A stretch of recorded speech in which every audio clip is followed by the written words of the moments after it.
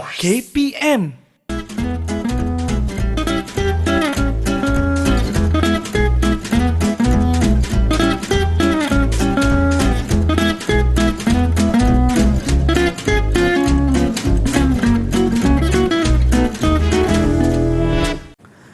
Assalamualaikum warahmatullahi taala wabarakatuh. Apa khabar kepada anda semua yang sedang menonton Didik TV KPM pada hari ini? Apa khabar? Moga sihat sentiasa dan sentiasa bahagia selalu. Baik, untuk hari ini anda bersama dengan saya Azhar Hilmi untuk pentaksiran sumatif.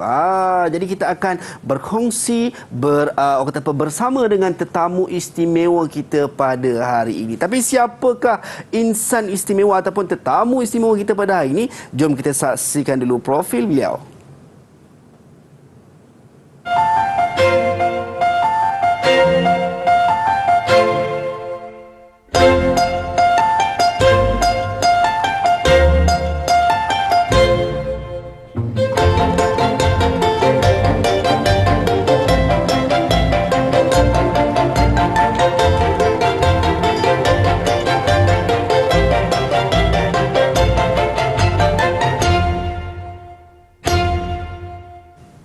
Baik, itu dia jejaka tampan, bergaya dan juga luar biasa bersama dengan kita pada hari ini. Kita ada Tuan Basir Hassan, Timbalan Pengarah Peperiksaan Sektor Inspektorat Teknologi dan Sistem Peperiksaan Lembaga Peperiksaan KPM. Assalamualaikum Tuan. Waalaikumsalam, terima kasih. Masya Allah, tadi bila saya dengar lagu tadi saya rasa macam nak menari je Tuan. Okey. Okey, baik. Dalam masa yang sama Tuan, kita tidak berdua, kita ada Cikgu Jurubahasa Isyarat kita, Cikgu Wan Nur Adli Tengah, LIS Wangah daripada Sekolah Menengah Kebangsaan Ibrahim Fikri, Terengganu. Baik, Tuan, untuk hari ini bila sebut berkenaan dengan pentaksiran sumatif, apakah yang kita nak fokuskan dalam perbincangan kita ataupun perkongsian kita pada hari ini, Tuan? Baik, apa yang akan kita bincangkan pada hari ini adalah berkaitan dengan larangan di dalam peperiksaan awam. Yang mana fokus kita di dalam peperiksaan awam ini adalah berkaitan dengan peperiksaan kendalian lembaga peperiksaan seperti Sijil Pelajaran Malaysia SPM, Sijil Tinggi Agama Malaysia dan juga Sijil Vocational Malaysia, yang mana sekiranya calon-calon peperiksaan melanggar ataupun tidak mematuhi larangan dalam peperiksaan awam ini, mereka akan dianggap sebagai telah melakukan kesalahan, iaitu kes salah laku calon peperiksaan awam. Itu dia. Jadi murid-murid semua perlu beri perhatian supaya tidak ada yang melakukan kesalahan ataupun salah laku seperti yang akan Tuan Basir kongsikan sekejap saja lagi. Baik, kita teruskan Tuan, silakan. Baik. Para penonton yang dihormati sekalian, lembaga peperiksaan setiap tahun akan mengadakan ataupun mengendalikan peperiksaan dengan menggunakan prosedur operasi standard ataupun SOP-nya untuk mengendalikan peperiksaan, bermula daripada pendaftaran sehinggalah kepada pengeluaran keputusan, yang mana sekiranya berlaku ketidakaturan ataupun berlaku salah laku, pihak lembaga peperiksaan, pegawai-pegawai lembaga peperiksaan akan melakukan siasatan dan menggunakan punca kuasa berkaitan dengan pengurusan salah laku calon peperiksaan ini dengan melihat kepada punca kuasa yang pertama adalah daripada Akta Pendidikan 1996, Akta 550 dan juga Peraturan-Peraturan Pendidikan, Penilaian dan juga Peperiksaan 1997, PUA 533/97, yang mana antaranya di dalam Peraturan 8 akta ini menyatakan bahawa pengarah peperiksaan boleh membatalkan keputusan peperiksaan mana-mana kertas peperiksaan calon jika dibuktikan bahawa calon itu telah melakukan sesuatu salah laku dalam sesuatu peperiksaan. Dan 3 lagi dokumen yang digunakan sebagai punca kuasa untuk menyiasat salah laku calon ini ialah buku panduan pengurusan pusat peperiksaan bertulis yang kita kenali sebagai 4P, kemudian jadual waktu peperiksaan, di mana dalam jadual peperiksaan itu ada bahagian D perkara 7 dan LP BPC. BPC itu borang pengakuan calon dan seterusnya adalah buku panduan pengurusan kes salah laku calon peperiksaan KSLCP 2021. Baik. Baik. seterusnya di dalam buku panduan 4P juga dinyatakan dengan jelas perincian berkaitan dengan kategori kes salah laku calon peperiksaan, iaitu yang pertama meniru. Meniru ini adalah perbuatan memindahkan jawapan calon lain kepada jawapan calon yang berkaitan, sama ada memberi tiru ataupun meniru, kedua-duanya salah. Dan yang kedua adalah menyeludup bahan-bahan yang terlarang ataupun tidak dibenarkan di dalam jadual peperiksaan dibawa ke dewan ataupun bilik peperiksaan. Kemudian yang ketiga adalah kategori mendapat bantuan. Ada juga ketikanya calon mendapat bantuan daripada pengawas ataupun pihak luar. Yang keempat adalah menyamar. Menyamar ini biasanya ada individu lain yang akan menggantikan calon peperiksaan. Seterusnya ada juga perbuatan cubaan untuk memberi rasuah ataupun suapan. Dan yang keenam adalah melanggar peraturan peperiksaan yang tidak dinyatakan di dalam jadual peperiksaan. Baik, Tuan, kalau maafkan saya mencelah, Tuan. Yes, kalau kita tengok daripada kategori kes salah laku ni ada 6 yang mana meniru, menyeludup, mendapat bantuan, menyamar, rasuah dan juga melanggar peraturan peperiksaan. Tapi kalau saya terkesima sedikit dengan ayat ataupun perkataan menyeludup, bukankah macam satu tuduhan ataupun satu perkataan yang sangat berat dan keras? Macam mana, Tuan? Betul.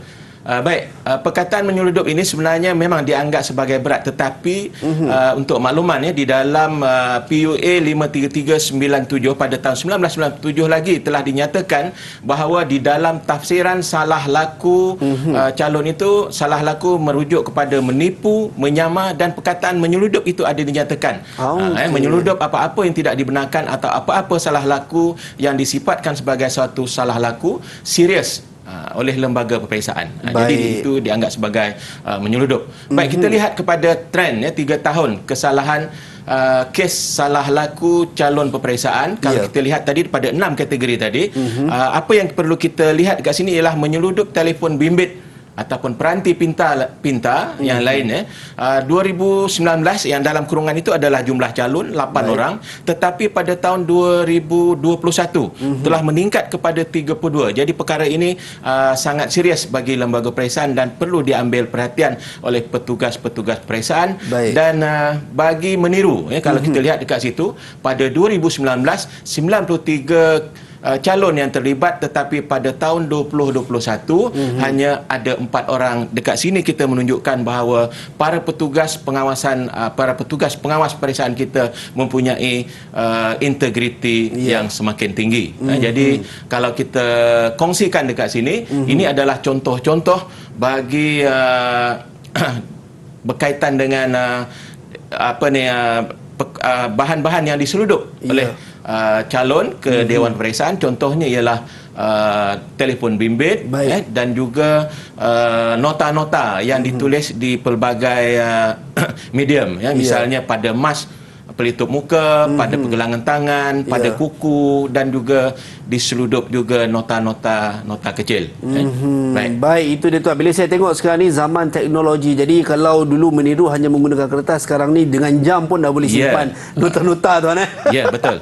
Baik, banyak benda lagi yang kita nak kongsi dan kita nak dengar daripada Tuan Basri Hassan berkenaan dengan larangan dalam peperiksaan awam. Tapi kita nak berhenti rehat seketika. Pentaksiran sumatif Didik TV KPM.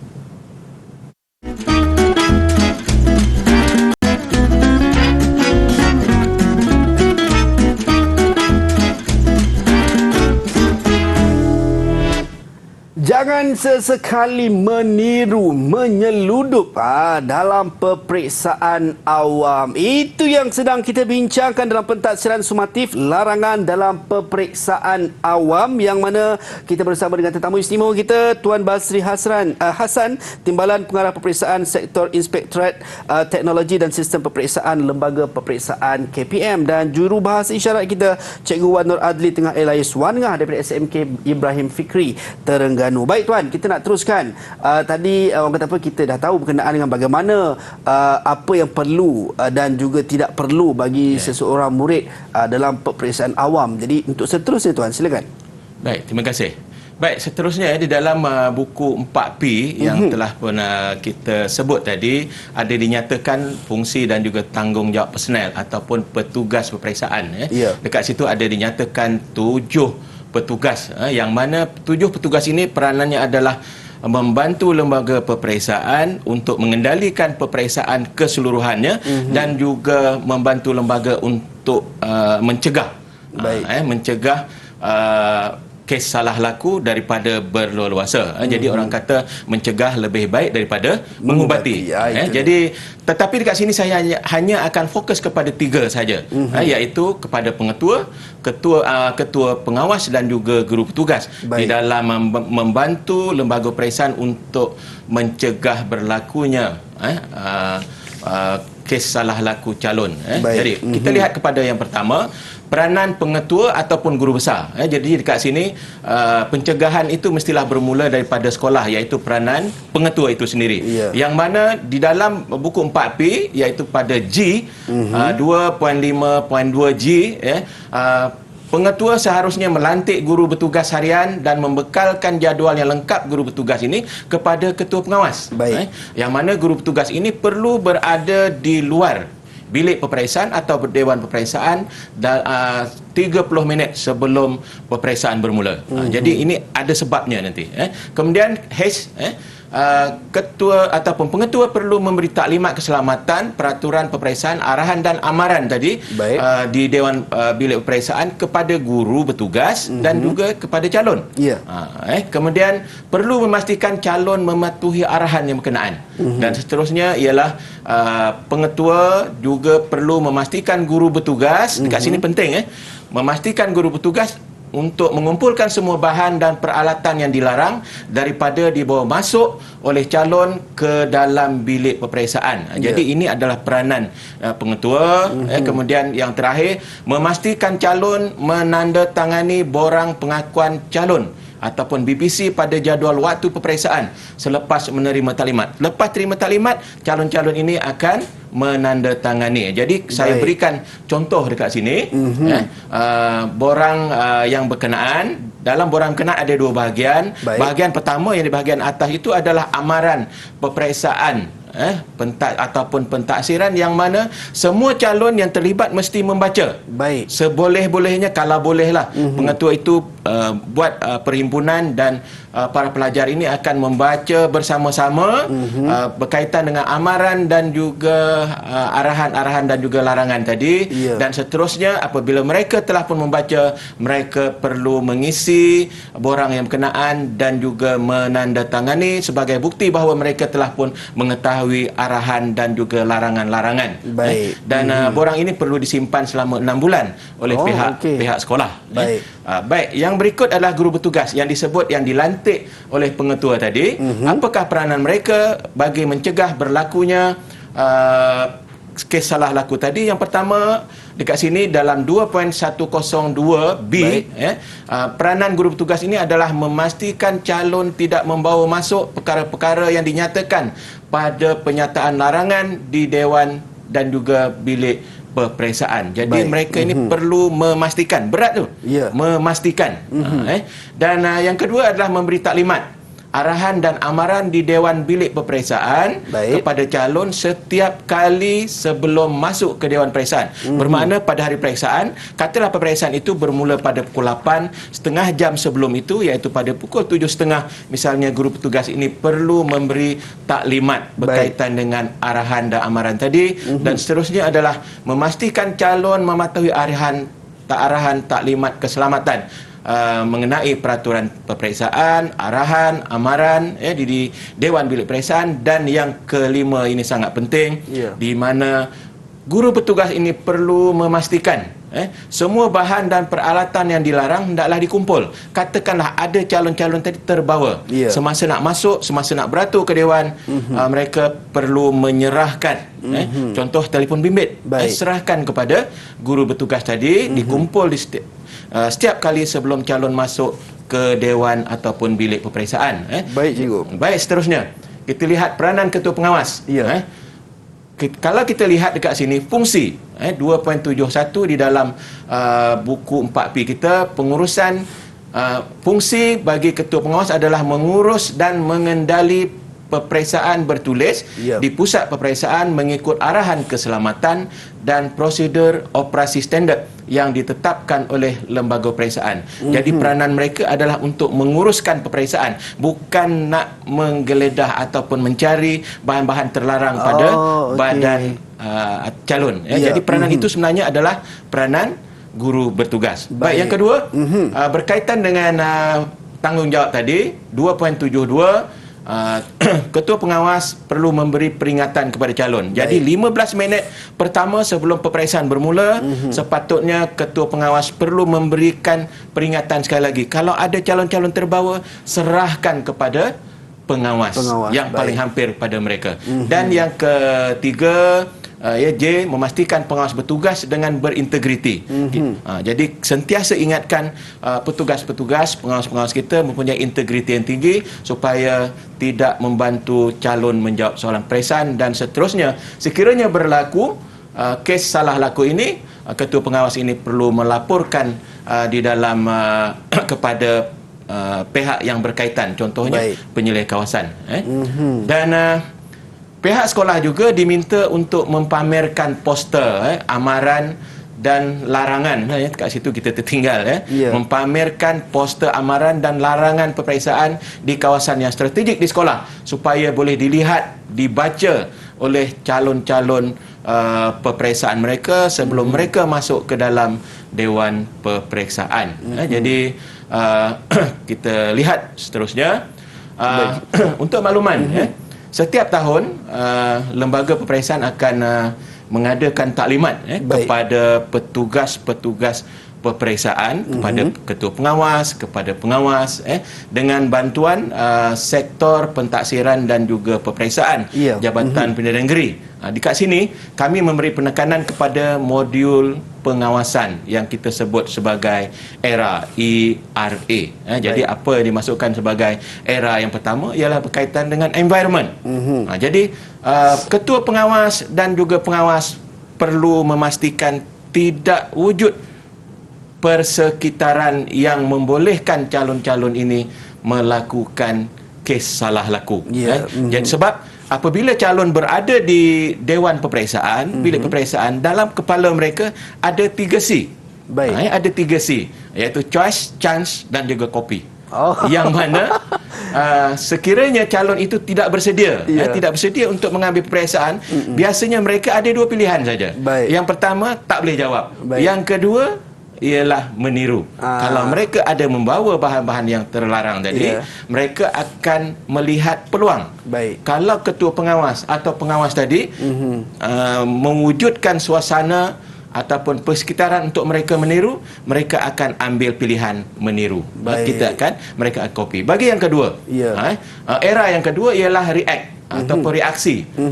Yang ini adalah berkaitan dengan tanggungjawab pengawas ataupun ketua pengawas melihat persekitaran ataupun reaksi calon. Misalnya kalau calon cara duduk dia yang normal, dia tegak, dia menjawab, tangan dia pada atas meja tapi ada sebelah lagi di bawah meja dan sebagainya. Saya pernah tengok satu video tu tuan yang dia letak tangan palsu di atas. Betul. Manakala di bawah dia pegang handphone. Betul tu.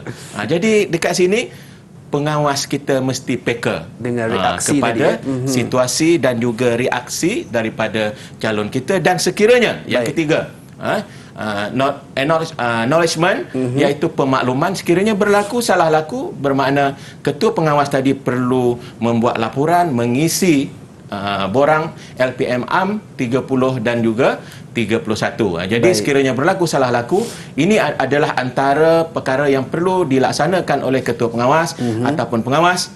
Yang pertama, ambil bahan bukti serta-merta dan juga catat maklumat yang berkaitan tanpa mengganggu calon. Teruskan. Calon boleh meneruskan menjawab. Kemudian setelah tamat peperiksaan, calon perlu mengisi borang kes salah laku calon peperiksaan yang disebut sebagai LPM 31 dengan tulisan sendiri. Bukan ditulis oleh pengawas. Tulisan calon itu sendiri sebab dia ada kaitannya nanti dalam siasatan. Kemudian ketua pengawas pula akan mengisi borang LPM 30 serta perekotan bahan bukti dan serahkan bahan bukti tadi kepada dokumen lain kepada, biasanya kita sebut, kita serahkan kepada penyelia kawasan, di daerah yang berkenaan. Dan kita lihat ketua ataupun petugas peperiksaan kita juga diajar untuk merekod bahan bukti. Contohnya, kalau dokumen yang kita ambil itu adalah nota bercetak, ambil nota bercetak itu dan calon turunkan pengakuan dan tanda tangan pada bukti ataupun tagging kan pada bahan bukti. Kalau telefon, kena ambil gambar telefon, kemudian perlu juga pengakuan calon. Kalau nota pada baju ditulis pada tangan, yang itu pun kena ambil gambar. Dan gambar yang berkenaan perlu ada pengakuan calon dan juga ditaggingkan sebagai salinan bagi gambar-gambar yang berkenaan. Baik. Itu dia kalau kita tengok peranan para pengawas peperiksaan dan juga ketua pengawas, petugas peperiksaan ini sebenarnya agak besar, tuan. Antara model pengawasan saya ingat tadi 3 tadi era tadi, environment, reaction and acknowledgement. Untuk 3 model pengawasan untuk mengawasi murid-murid yang menduduki peperiksaan awam. Baik, tuan, banyak lagi yang kita nak kongsikan, kita nak berhenti rehat seketika, tuan. Kembali selepas ini dalam pentaksaan Sumatif Didik TV KPM.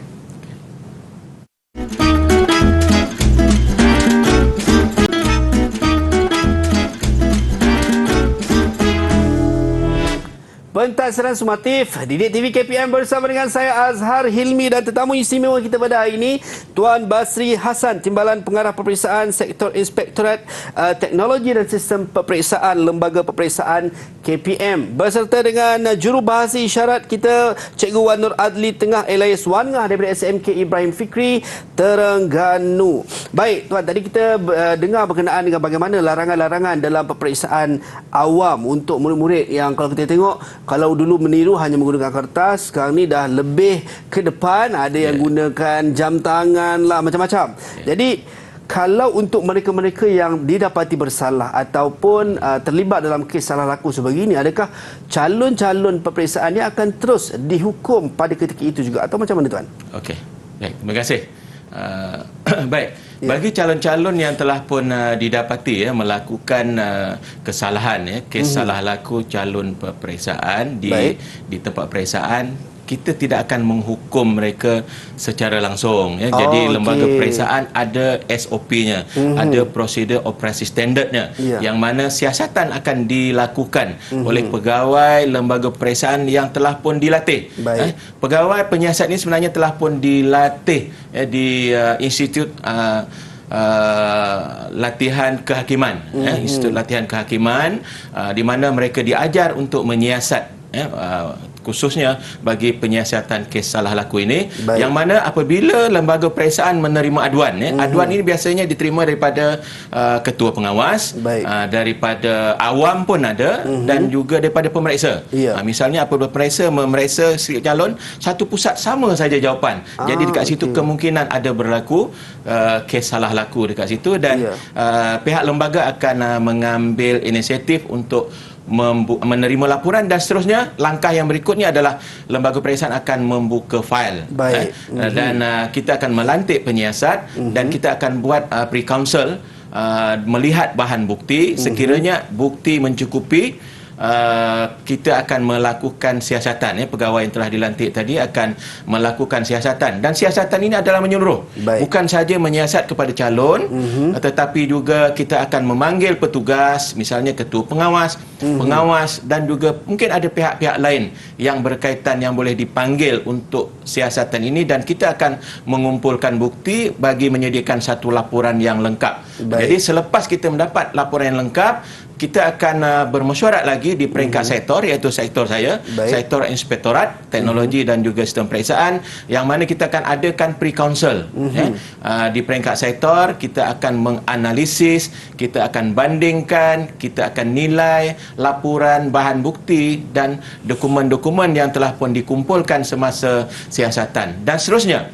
Kita akan bawa laporan kepada mesyuarat jawatankuasa kes salah laku calon peperiksaan ini, dan kita akan bentangkan, penyiasat akan membentangkan hasil laporan tadi, hasil laporan siasatan, dan seterusnya pengarah sebagai ketua ataupun pengerusi bagi jawatankuasa kes salah laku calon ini akan menjatuhkan hukuman sekiranya terbukti bahawa calon itu telah pun melakukan kes salah laku calon, dan keputusan akan diberikan kepada calon. Baik. Kalau sekiranya calon-calon melalui proses ini dan didapati bersalah, bentuk hukuman yang akan dikenakan kepada calon, Tuan. Baik.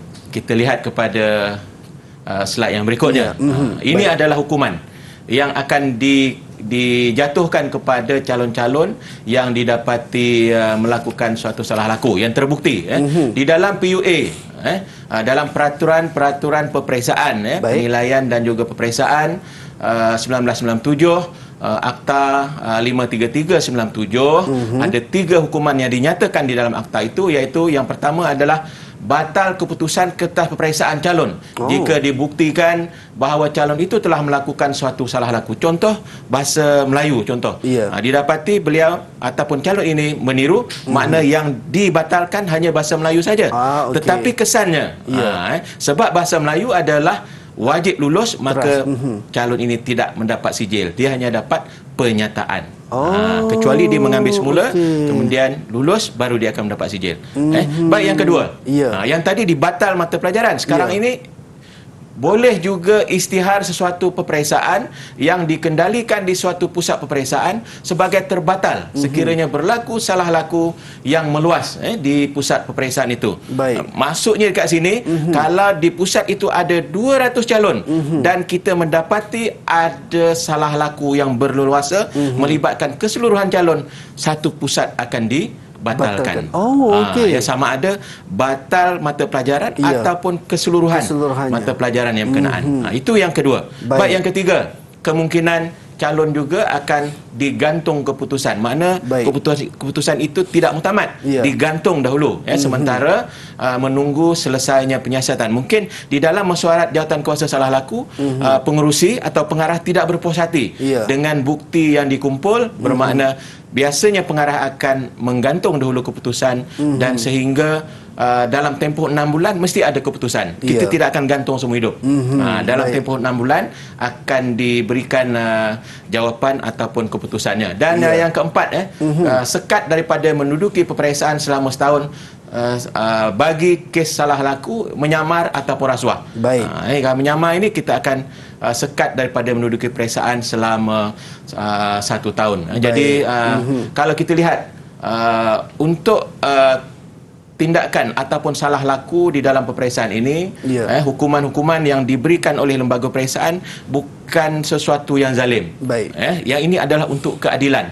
Dan kalau kita lihat, selepas saja mereka berada di peringkat sekolah, apabila mereka masuk ke peringkat yang lebih tinggi, iaitu pengajian tinggi di universiti, universiti juga akan melaksanakan juga amaran larangan sebagaimana yang dilakukan di peringkat menengah ataupun di lembaga peperiksaan. Kita kongsikan misalnya pada dalam berita harian, tindakan tegas jika meniru dalam peperiksaan. Dan ada juga poster. Misalnya kita kongsikan dekat sini daripada Universiti Melaya. Apakah larangan-larangan yang dibawa di dalam peperiksaan dan bentuk hukuman, sehingga ada juga hukuman yang paling berat ialah mereka akan dikeluarkan ataupun dibuang daripada pengajian di peringkat universiti. Baik, itu dia. Sebenarnya kalau kita tengok Tuan, ini mungkin orang kata apa, nampak kecil di mata sebahagian murid-murid, tetapi impaknya sangat besar dan memberi kesan kepada kehidupan. Jadi elakkan daripada meniru. Mungkin Tuan, sedar tak sedar kita hampir sampai ke penghujung rancangan kita dalam pentadbiran sukmatif pada hari ini, dan mungkin sebagai rumusan terhadap apa yang telah kita kongsikan daripada awal tadi sehingga sekarang, Tuan, silakan. Baik. saya berpesan kepada semua calon peperiksaan amaran-amaran yang telah pun diberikan oleh pengetua, amaran yang diberikan oleh guru bertugas kita dan juga amaran-amaran yang diberikan semasa taklimat-taklimat di dalam Dewan Periksaan itu ikuti supaya masa depan kita adalah bergantung kepada keputusan peperiksaan. Sekiranya kita melakukan kes salah laku calon, ada kemungkinan keputusan kita digantung terbatal. Baik, itu saja daripada saya. Kita dengan ini kita mengharapkan calon-calon telah pun memahami kenapa lembaga peperiksaan mengadakan larangan di dalam peperiksaan awam kita. Baik, itu dia. Kita nak ucap jutaan terima kasih kepada Tuan Basri Hassan, Timbalan Pengarah Peperiksaan Sektor Inspektorat Teknologi dan Sistem Peperiksaan Lembaga Peperiksaan KPM. Terima kasih kerana studi bersama kita pada hari ini, Tuan. Dan juga jurubahasa syarat kita Cikgu Wan Nur Adli Tengah LIS Wanengah daripada SMK Ibrahim Fikri Terengganu. Dan kepada murid-murid yang sedang menonton pada ketika ini, ingat apa yang telah dikongsikan oleh Tuan Basri seketika tadi. Elakkan tiru dalam peperiksaan usaha untuk menggapai kejayaan. Sampai berjumpa lagi. Assalamualaikum dan salam sejahtera. Bye-bye.